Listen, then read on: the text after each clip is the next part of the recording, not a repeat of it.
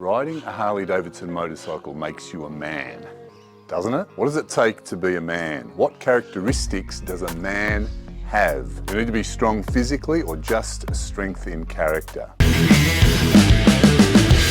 Hi, my name's Eamon. Welcome to the channel. Today we're going to discuss what it takes to be a man, because riding a Harley Davidson motorcycle makes you a man, I think, doesn't it?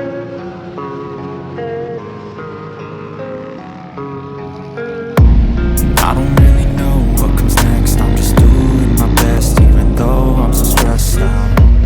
Everything just feels like a test that I fail, so depressed when I can't seem to get How do you out. even define what it means to be a man? Well, there are three key criteria, and I know that riding a Harley certainly fulfills the three criteria that make you a man. So stay tuned till the end and we'll discuss what those three things are. In the meantime, let me know, what qualities do you think make a man? Let me know in the comments below. It can be difficult to define what a man is, but we all associate particular qualities with being a man. I know I certainly do, and I see it as more than just having the right genitals. We often associate being a man with noble virtues like courage and responsibility.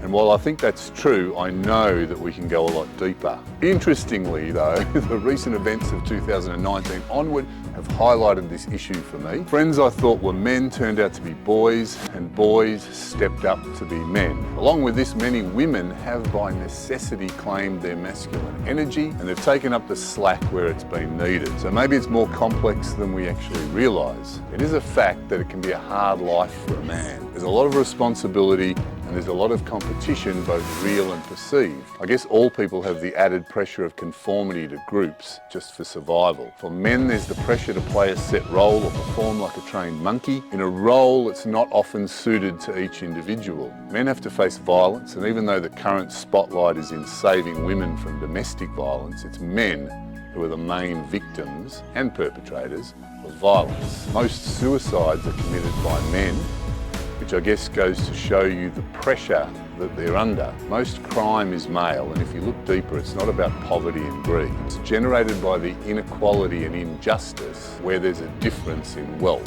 Think about that, because it means that men are fighting in their own way for what they perceive that they need to survive. I would argue that the misunderstood noble quality of masculinity has deliberately been squashed to serve the purpose of power and control. Now, men need a strong role model, and that role model is obviously another man. Did you know that most men in jail had no father, or an absent father, or a very poor role model? We know from the crime statistics that jails are full of men, and that's an indictment on society as a whole. Now, what's interesting is society sets out a standard path for men. And what's the common expression? If you do what everybody else does, you'll get what everybody gets. Now, most people just get standard. Standard is crap.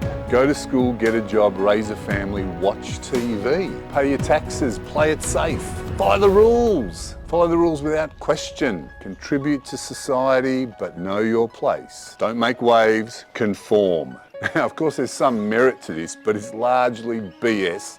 It's designed to suppress masculinity. I know that had I followed a standard path, my life would have been crap and not nearly as rich in experience as it has been. And if we're talking about standard, it's also easy to see that those who are in charge of society don't follow that advice and don't follow their own rules. Yes, it can cost you dearly to deviate from the standard path, but there are rewards that can't be measured in money. In fact, I say that the essence of being a man is making your own path. As a man, you need goals and aspirations, irrespective of what they are.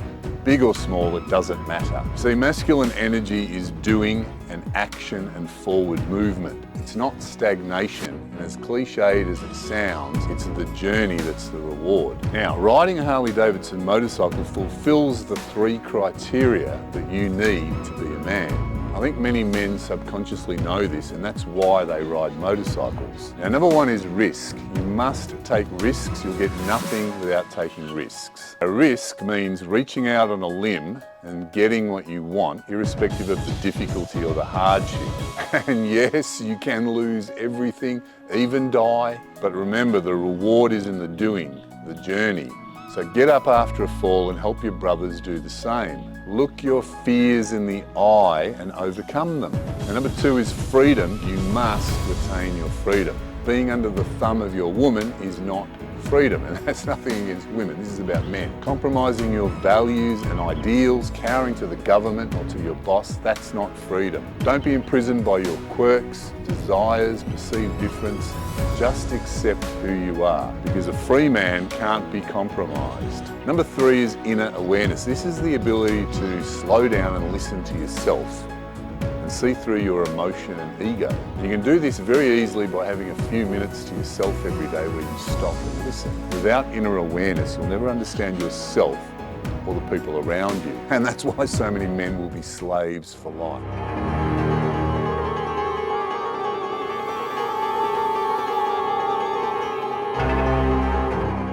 Risk, freedom, and the space to be alone and listen are 3 reasons why men ride motorcycles.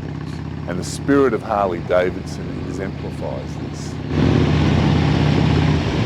These 3 qualities of a man work together. The ability to look inward will give you the strength to retain your freedom and to take risks. To take the action and forward movement sometimes required to be a man means being able to walk away from any situation if warranted. And that means from your woman, your job, your friends, your family, even your desires, but this means you're going to retain your self-respect. Like it or not, you're living your own story. And as a man, no one's going to save you. You are the hero.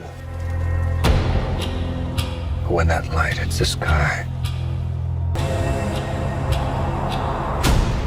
and remember, it's not win or lose, it's about dying on your feet rather than your knees. Of course, some of you are going to argue with that and say, nah, it's your definition of being a man. Well, I say, test it yourself and get back to me with what you've found.